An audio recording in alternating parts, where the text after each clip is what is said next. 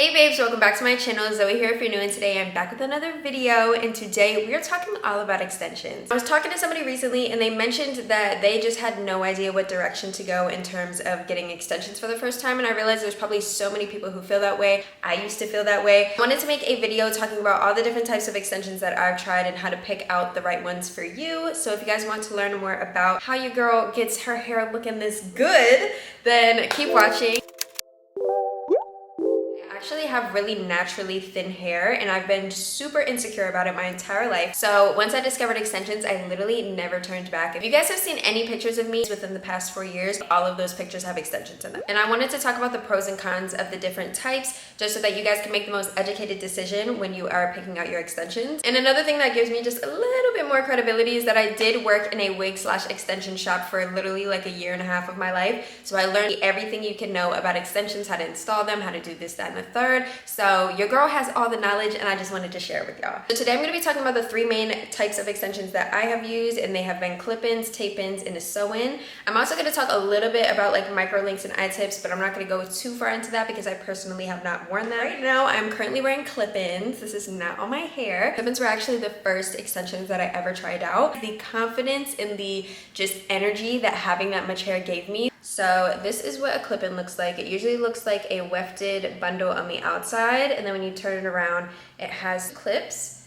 Anytime I talk to somebody who is considering starting to wear extensions, I always suggest clip-ins first. I feel like it's a good like walk before you run situation. Just so you can kind of get used to it, you can kind of get a feel of like how long you would want your hair, how thick you like it. To pay all the money to get some semi-permanent extensions put in your hair, you should know the density and the length that you're ideally looking for, because then you're just gonna waste your money by wanting to take them out early because it's just too much for you. And I feel like it's always good to have clip-ins in your closet, that eventually down the line, someday you're gonna want your hair to be thicker or longer, and it's just good to keep in your closet to have whenever you need. And I wanna preface this by saying there's no extension in this entire world that isn't going to give you some sort of damage or breakage based on how much you use them. Obviously, everybody's hair is different. Your density of your hair is definitely going to play a big part in any damage that you do have with extensions. The thinner your hair, obviously the more tension is going to be pulled on your hair because there's less for the extensions to grab onto. But I personally think that clip-ins have the least amount of damage because they are a take on, take off type of extension. When you want to wear them, you pop them in, and when you go to sleep at night, you can take them out. You don't have something that's causing tension on your hair 24/7,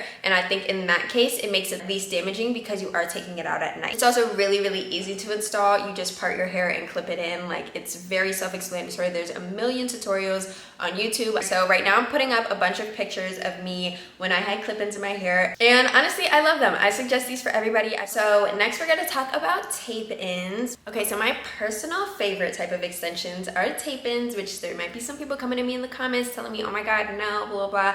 Let me talk to you, girl. Like, I understand that it sounds really freaking scary, but if it is done right and if you take care of them right, it is not as damaging as everybody makes it out to be. I do not suggest doing them yourself. This is something that you genuinely need to go to a salon professional to get them installed. These are tape-ins, but this is what it looks like on the outside. It is a really flat tab, and on the other side, I'm not gonna take this off, but this is where the adhesive is. Essentially, the logic behind a tape-in is that you are taking a strip of your hair and sandwiching it in between these two pieces. The reason why I like these so much is because, in my opinion, these lay the flattest out of all types of extensions. Different, but you see there's a difference. Like, this is just thicker than this, so this automatically is gonna lay way flatter. The other reason why I like these is obviously this is a semi-permanent use of extensions, so you can keep them in for about 4 to 6 weeks. Personally, I like to take mine out at the 4-week mark.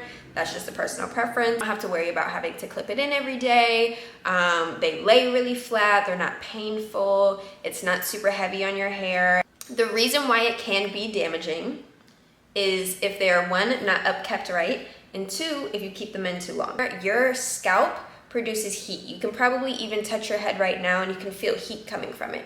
Because of that, when you have an adhesive that is close to your scalp, obviously the heat eventually is going to make the adhesive kind of melt a little bit.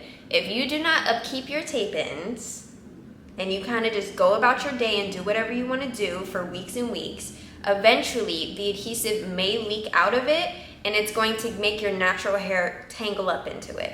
and that's what you don't want to happen. So you can go to your stylist and do a tape-in refresh, or you can do it at home. When you go through all of them, it won't feel sticky anymore. I usually do this 2 times while I'm wearing them. Usually by like a week and a half, 2 week mark, I'll refresh them. That's just a personal preference.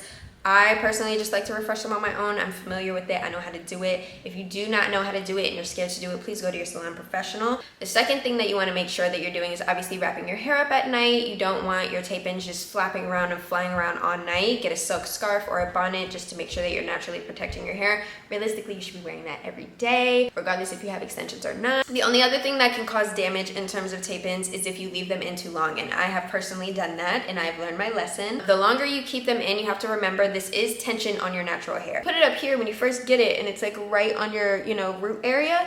There's not as much weighing it down, you know what I'm saying? But once your hair grows, if your tape-ins are now down here, it's automatically gonna feel like there's more tension because it's lower on your hair. There's more dragging happening. The only other way that you can cause damage with these is the way that you take them out. If the person who is taking them out is way too rough and is just ripping the pieces apart, obviously the adhesive is going to rip your hair out. You need to be very gentle. It is a long process. It's an annoying process, but in order to make sure that your hair is not damaging in the process, you need to be patient. Again, I'm gonna pop up some pictures of me wearing tape-ins, the different types. I personally like to get my tape-ins curly. It also just helps me not put as much heat on my hair. And I feel like all of what I said probably discouraged you a little bit, and you're like, oh, this is too much work and blah, blah, blah. Like, I promise you, it's not that bad. A lot, but it's almost like eyelashes. If you wear eyelash extensions, there's certain things you genuinely cannot do to be able to, 1, not damage your eyelashes, and 2, keep the eyelashes on for as long as possible. The same thing with your hair. And last but not least, we are going to be talking about a sew-in.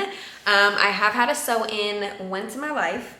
Didn't really like it, I'm not gonna lie. Sew-ins are definitely less damaging than tape-ins. And it is a really good protective style to just protect your hair. You know what I'm saying? Your hair is braided up, you're not manipulating it. With tape-ins, because you're sandwiching your hair is still out, so you are still straightening it, you are still, doing stuff to it on a daily basis. With a sew-in, they're gonna braid down majority of your hair. There's so many different types of sew-ins that you could do. There's a closure sew-in, frontal sew-in, partial sew-in, traditional sew-in. The most popular is a traditional sew-in where you have minimal leave out, this much of your hair, and then all of this is gonna be braided down. Usually if you have thinner hair, they're gonna put a net over it, and they take a piece of bundle hair. I don't have it wrapped up into an actual bundle. They're gonna take this and they're going to literally physically sew it into your braids. They're not sewing it into your scalp. I know there's people who are like, oh my God, you're getting a sew-in, it's gonna sew into your scalp. No, obviously not. Thread, this one literally still has a piece of thread on it. That's how you guys know.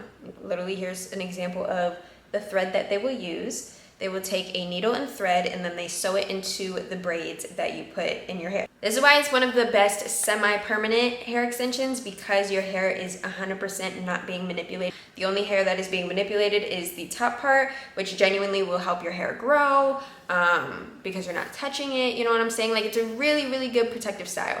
Here's why I'm not a big fan of it. 1, it takes a really good stylist to make a sew-in not look bulky. You have a plait going this way, and then you're sewing something on top of it.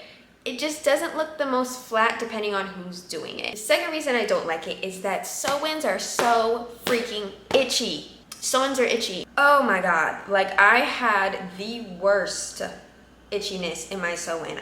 I don't really know the full logic behind it. I know that when you braid your hair, your scalp is more exposed. So much. You have to oil your scalp, that is really important. But even when I was oiling my scalp, it genuinely didn't make it any better. You can wash a sew-in as well, but you do want to be careful with washing a sew-in. You don't want to go to sleep right after washing your hair. In a sew-in, you want to try to dry your braids as much as possible. There have been horror stories about girls washing their sew-in too much. They're not drying it, and then their hair gets moldy in the back.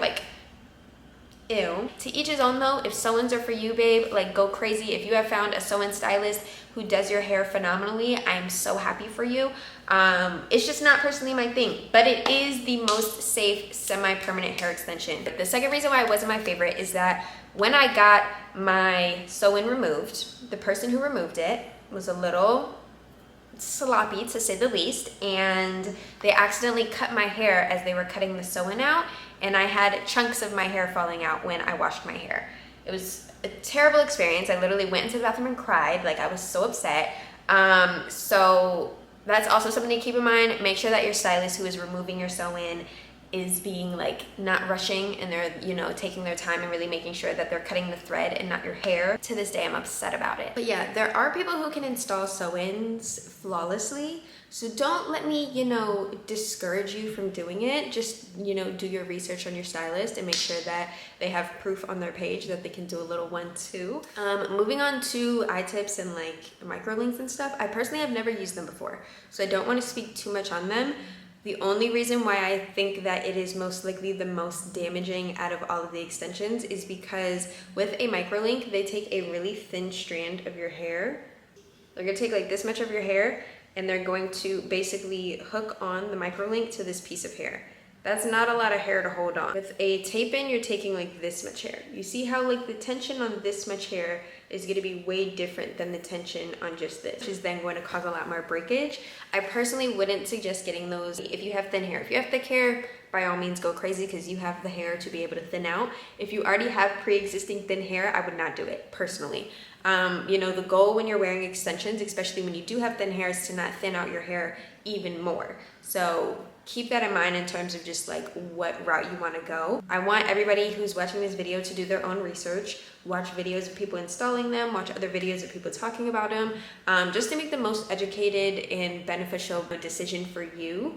Just do's and don'ts with extensions in general. Do your research. Do make sure that you are going to an experienced and licensed stylist. That is really, really important. If you are going to just anybody and letting anybody touch and play in your hair, it might not end out too great. And do make sure that you are maintaining whatever style you get. Treat the hair like it's your own. The more you take care of the hair, one, the more you can reuse it, which is important because if you're spending hundreds of dollars on extensions, because they're not cheap, baby. I want to make that known to everybody. Good hair, you're paying good money for it. You should be able to get at least 2, 3, if not even more wears out of your extension. Don't try to do things on your own that you are not experienced with. I know it's fun to experiment with your hair. I've done it a bunch of times. But you have to kind of just be careful. You know what I'm saying? There's certain things that you can and can't experiment with. Don't keep it in way longer than you're supposed to. Also, don't do it back to back. That's actually a big point. I should have said this earlier. Don't wear extensions back to back to back to back to back. Everything is good in moderation.